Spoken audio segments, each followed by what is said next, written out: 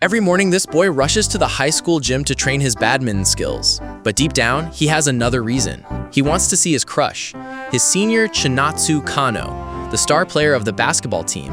Their very first encounter felt like a scene straight out of a Korean drama. And ever since that day, Taiki hasn't missed a single morning practice.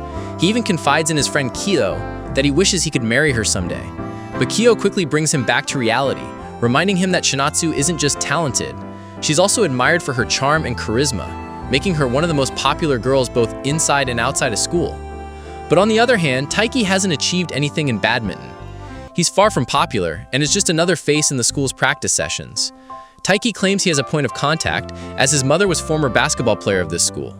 Just then, another friend shows up, Hina Chono, who has been bro-zoned for a long time. Curious, Taiki asks her, what usually makes girls happy? But her answers are so oddly specific that they don't really help him. The next morning, as Taiki heads to the gym, he's stunned to find Chinatsu sitting by the entrance. She looks so effortlessly beautiful that he knows he has to say something to her. Suddenly, Chinatsu sneezes, giving Taiki the perfect chance to break the ice. He offers her his scarf, gloves, and even a pocket heater, before realizing he may have gone a little overboard. Taiki was embarrassed, but Chinatsu finds him funny.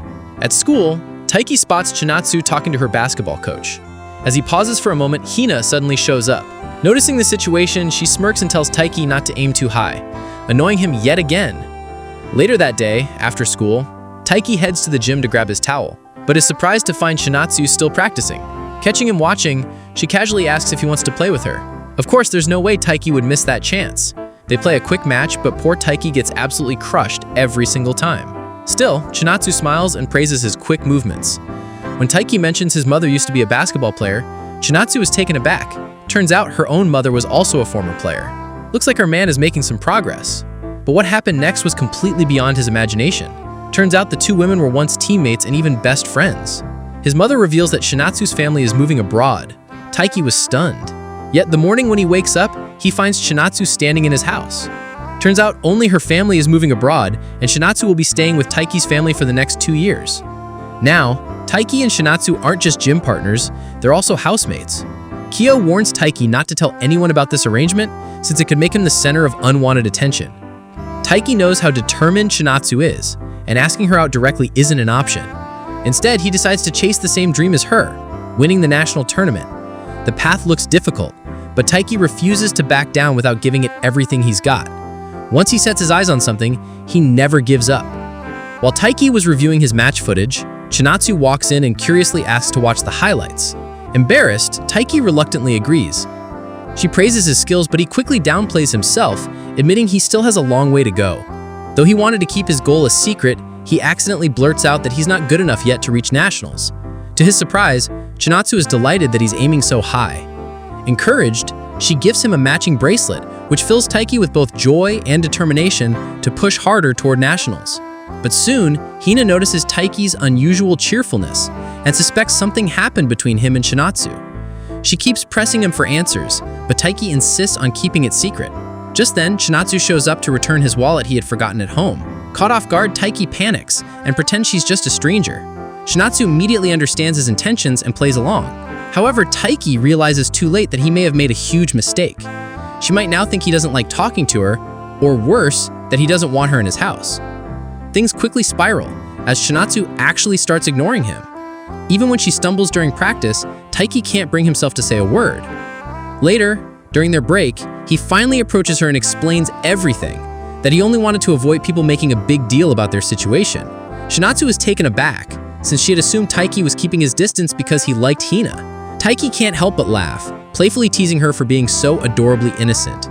Yet, before everything could return to normal, Taiki spots something that shakes him. Chinatsu walking home alongside Haru, the ace of the badminton club.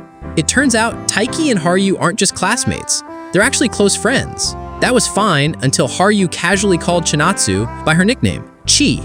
Meanwhile, Taiki still has to address her with the formal senpai. That stung. At the same time, the badminton coach announces the selection for the national preliminaries. Out of 16 players from all the schools, only 2 will make it to the nationals. For Taiki, that means one thing. He must defeat Haru, who placed 3rd last year. But the skill gap is enormous. Haru dominates the pace, controlling every rally and finishing points with ease. Still, Taiki refuses to give up. He fights hard, scoring more points than anyone else had managed against Haru. In the end, he loses, but his performance earns him a spot on the team. Even so, Taiki is frustrated. He didn't just want a spot, he wanted victory. Hearing this, Haru smirks and says he's even more frustrated because Taiki didn't let him finish the match cleanly. Chinatsu, who had been watching, takes Taiki to a nearby park to cheer him up. She reminds him that although he lost, he pushed Haru further than anyone else. Later, Taiki learns that everyone in his class calls her Chi. It isn't just Haru's special nickname.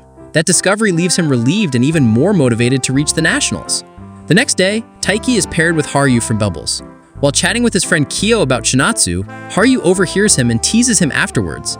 But instead of putting him down, Haru actually praises Taiki's determination in front of his own friend group.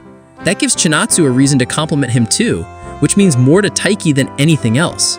And as for Haru, it's revealed that he already has a girlfriend, meaning all that teasing was just him having fun at Taiki's expense. Thanks for sticking till the end. Should I make its next parts?